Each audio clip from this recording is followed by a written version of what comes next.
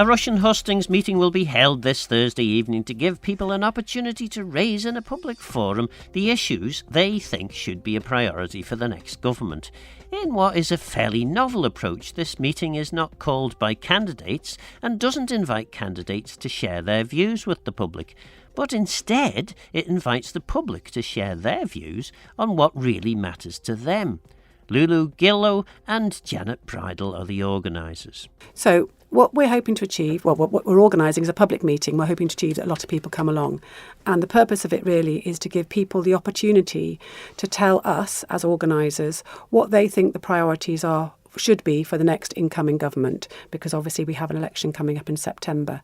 The idea actually came from something that Janet had already done in the past. So if I let Janet explain how that's come about, really, because that's the impetus for it, wasn't it, really?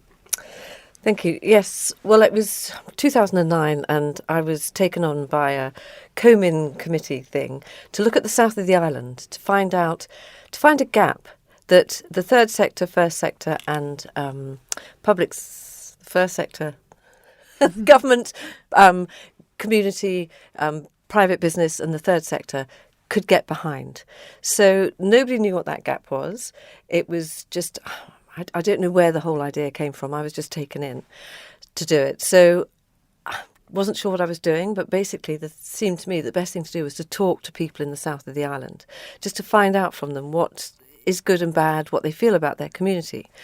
So I did that by starting off talking to MHKs and commissioners and teachers and people that worked for the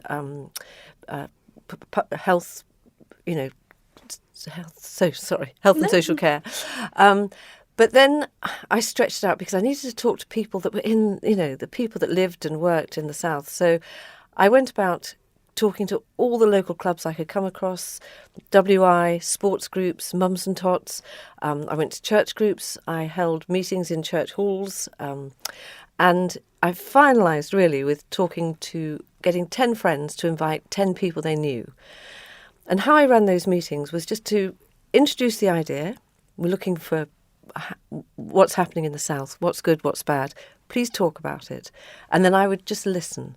I would kind of make sure the conversation stayed on track, but I listened and I took notes in all those meetings. And at the end of it, I collated it and I found commonalities. It was stunning, how the same things kept coming up in these conversations. And what really stood out was isolation and loneliness. And as an end result, the Men in Sheds, I set up the Men in Sheds, and then I set up the community hub that was at the Thai Rushen building in Port Erin. The Men in Shed is still going on. The hub kind of finished about a year ago, but these went on for years. They filled that gap. While I was doing that, it occurred to me that there was an election going on at the time or something, and I thought, MHK should be shadowing me, listening to what people have to say, because it was so interesting, so complete. So I was thinking about this a couple of months ago and I spoke to my friend Lulu and said, wouldn't it be great if we could do that again and we could produce a Manx People's Manifesto so we're not guiding it. This is coming from the people, telling us what they want, what's important for them. And then this manifesto, when these MHKs come to us and say, good morning, I'm going to stand, here's my manifesto, which has the opportunity to be put aside at a later date, we, the people, can say, that's fantastic. Here's our manifesto. This is what is important to us. So while you're making your policy, while you're thinking about what's going on, this is what you have to think about as well. Because it's important to say as well that neither of you are politically aligned in any way. So this isn't meant to be in, a part for a particular party or anything like that. Neither of you are intending to stand, but it's purely just a community effort, really. Absolutely. And so using the model that Janet's just describing, it is just about us enabling people to come together, really, and just say what we think, what they think, and what they think the priorities are. So you may have a prospective MHK who has done some research but thinks that A, B and C are the priorities, and actually will say, well, I think what you'll find is what the people are saying is D, E and F. But yes, absolutely, we don't have any political affiliations or associations of any kind. It is just about bringing the people together. And what will then happen is that we have had a couple of focus group meetings beforehand, so we have an idea, if you like, of what's likely to come up already. We're going to, hopefully, once we get the meeting, it'll be dependent on how many people we get, but how we run the meeting, but we're going to hope to put people into smaller groups. I think sometimes people are a little less anxious if they're speaking in a smaller group. We'll also leave comment slips so that if you don't want to speak at all, you can actually leave a comment slip. And then we will ask at the end, we'll come together, each group will have a scribe. So we will just have a little conflab and find out what's come up. And when we probably will ask people to vote on what they think is the most important of the topics that might have come up, so that when we write up the document, which we will then share in draft form for them so they can see that we're not misrepresenting what they say, then it will, as I say, we might well then put those priorities down. This is the thing that actually is really a burning issue for people. And what was it that made you think that now is the time to do this, that ahead of this election? Because, you could sit here and think, well, isn't this what the candidates are going to be doing when they're doorstepping and they're like knocking on doors and things like that? Why now, I suppose? I think that's a really good point, because one of the key points we'd like to get over is that this is nothing. We don't want to be seen as being aggressive. We want to be seen as being supportive. We completely. And when Janet first sort of mooted the idea to me, she was really clear, as she said, and I completely agree. We need good people to stand. We do. We don't want to put people off from standing. What we're kind of saying to them is that we're doing a bit of primary research for you. And when this is to support you, certainly not. And, we've already people have already contacted us and said that they will be waiting to put their manifestos together until after they've heard. So, which is great, So it's supposed to be a supportive act. And as Janet also said, that the sort of one of the byproducts that we hadn't kind of expected is that this will also arm people with information and explanation, so that when they are talking to prospective MHKs, whether that's the hustings or whether that's the doorstep or whatever, then we can ask the questions having the information, if you like, the right information to ask questions about, really. Yes. Yeah, and because I think one of the things that's come up during this administration is that it's been highlighted quite a few times that there haven't been many members of the Council of Ministers who are Southern MHKs, for example. I think we had one for a year, 18 months. But other than that, there hasn't been a very loud voice in the Council of Ministers. And so I think people in the South have gone, well, we feel like our voice isn't properly being heard because of that. And is that something that you're hearing, that you're seeing? Well, not so much. But a few comments that have come out over the weekend when we were going around businesses in Port Erin and Portsmouth, just telling them about the meeting to encourage people to attend, was a comment was, yes, wouldn't it be good? Because you can sometimes get one MHK that has a really good idea, but they're outvoted or their voice isn't loud enough. But actually, if you've got the People's Manifesto and these MHKs an MHK wants to support something that's on it, or whatever, then there might be more MHKs that will support it, because it's known that that's what the people want. And that's the important message about this. It's about what we want to be. When you're making your policy, think about what it is that the Manx people really want. And such interesting things have come up already, which we're not going to disclose because we're not leading these meetings in any way whatsoever. But some really interesting stuff has come up. And, if that could be shared and helped to govern us better, then what's wrong with that? And I think if you know that you've got the voice of the people behind you, then that's an empowering position for an MHK. And one of the things that I'm happy to discuss, and as Janet quite rightly says, we're just enabling this meeting, we're not leading it in that sense. But one of the things that has come up is I think people feel that there does need to be change. And I do feel quite strongly that sometimes MHKs, and I do completely understand. It's only once you get involved that you realise how complex it is, and all these wonderful things you want to do actually are not as easy as they sounded on your manifesto or on the doorstep. But I think one of the key messages, I think Janet might agree with me, that we've had since the focus meetings is, do you know what? We understand there needs to be change. We do understand that. And we would like our MHKs to know that we would be behind them on that. And sometimes big change takes time. Big change may well be unpopular at first. Things may well get worse before they get better. But I think we need to empower them to be braver to do that. And hopefully, if they know that we're behind them on that, and that's in no way sort of considering what the meeting is going to say, but I think that's definitely the feeling that we've got from people that there is a frustration. But that's not to say that we're being cross or angry with the politicians who have stood recently. That we understand the complexities, but we don't actually, because we're not MHKs. That's the point I'm making. We don't. But I think if the MHKs knew that the people were behind them and they understand this and they understand that if there is going to be change, it may well be unpopular for a while.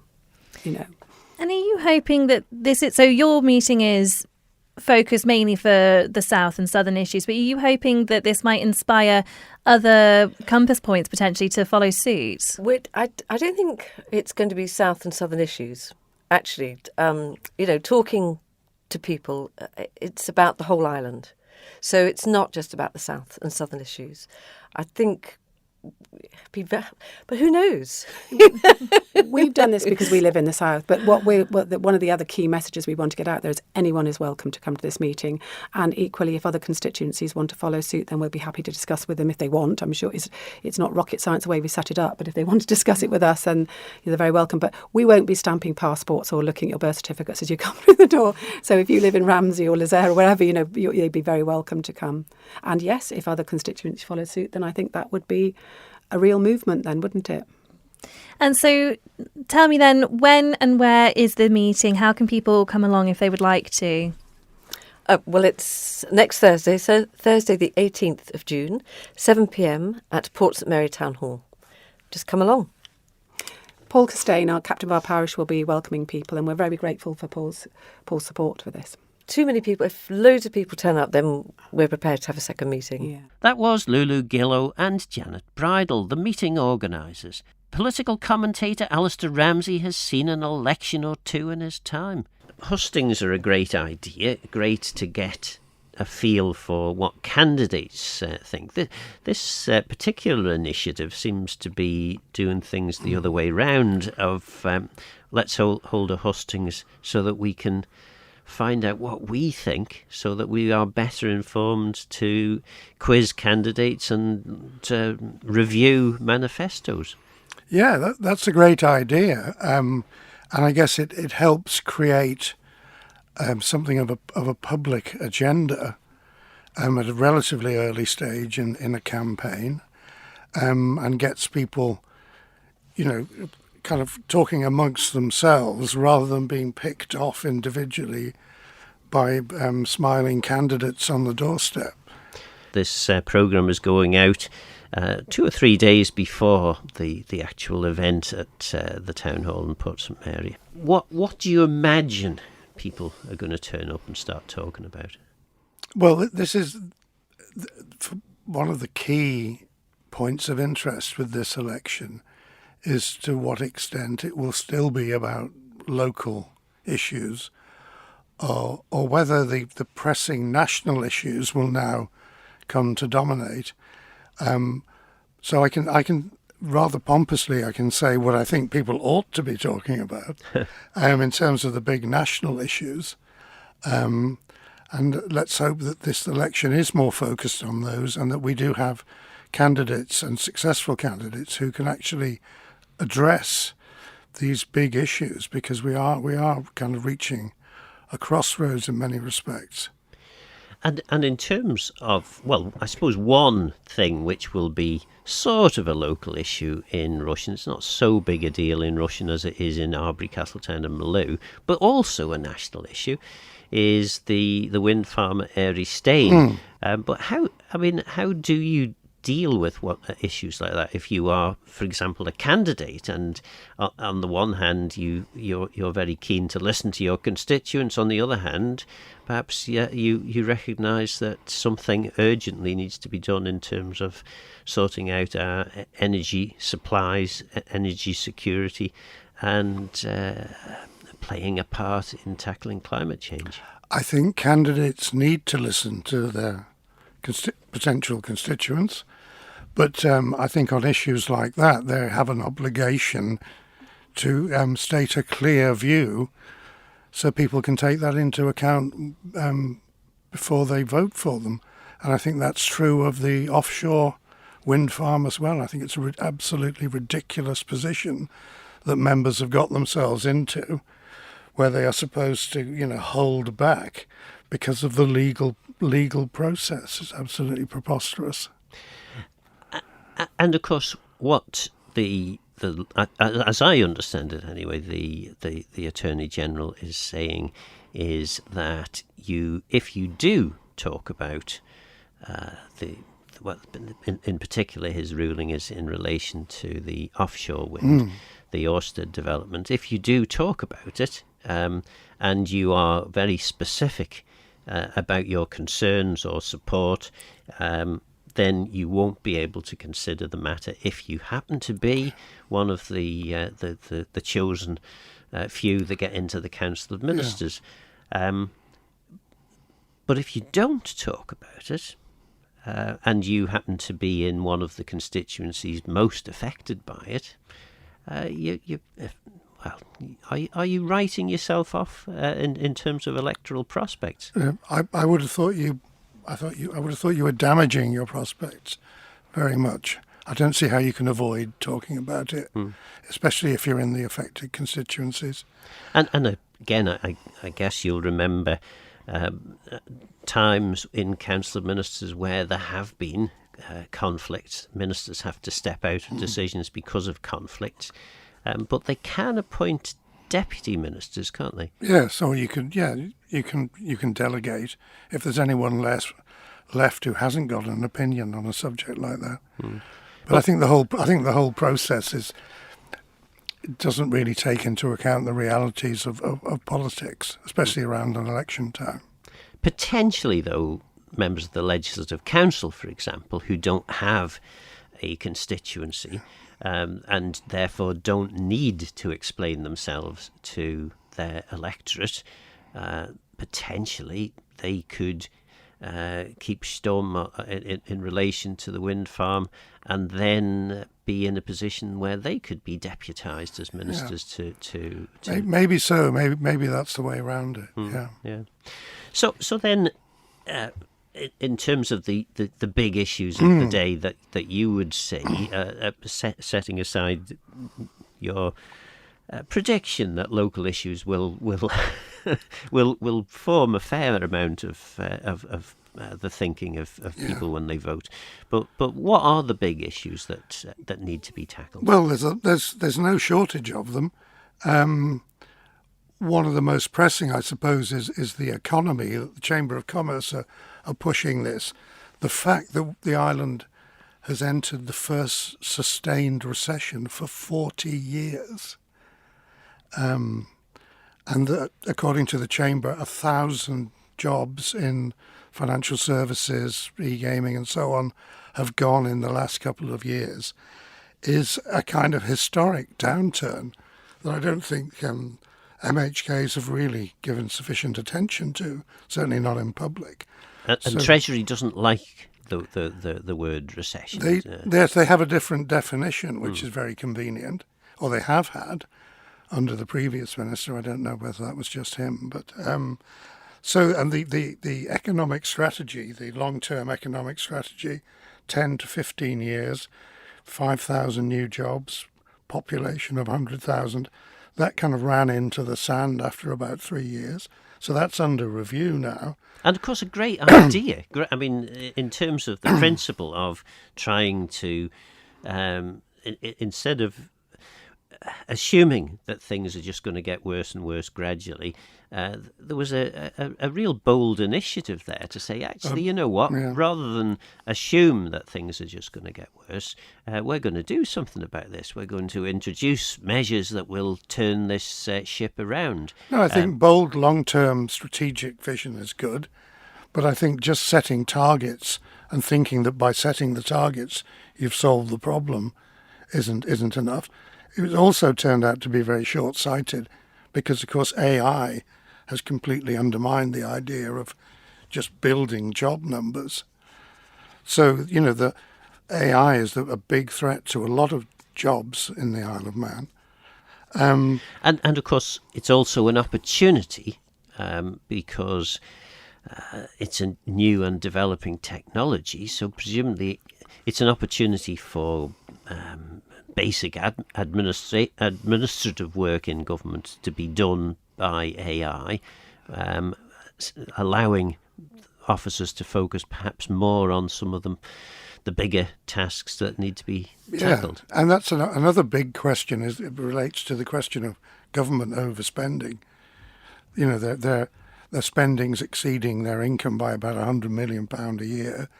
Everyone agrees that's not a good thing because they're dipping into reserves funds. The big question is, how do you close that gap? One way is to cut spending. The other way is to increase tax.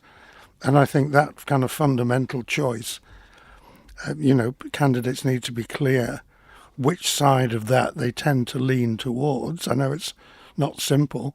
And the other thing that I've noticed nobody has really said is that AI is an opportunity to cut government staff numbers in certain areas.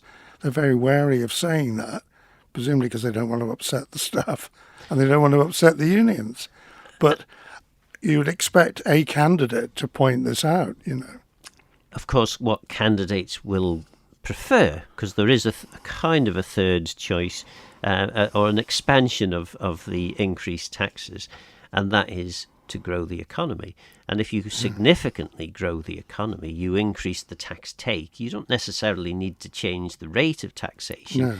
And of course, certainly if I were writing a manifesto these days, I would probably prefer that as my favourite option. Well, yes, it's a kind of get out of jail, isn't it? And in a way, that's what Isle of Man government started with. In this term, it was actually, we can see we've got some problems. The best way to solve this problem is to really start to throw money into expanding the economy and making it work in the way that we imagine it should work. Yeah, but it's gone the other way.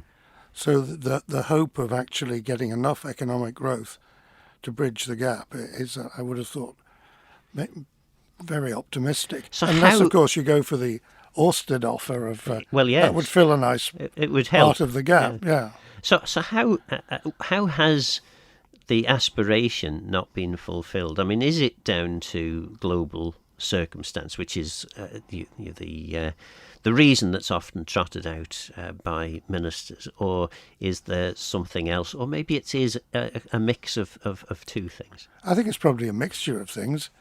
I'm sure the global and external environment has played a big part, but it's interesting that the Chamber of Commerce and business organisations do not seem to be terribly impressed with government and particularly with the Department for Enterprise.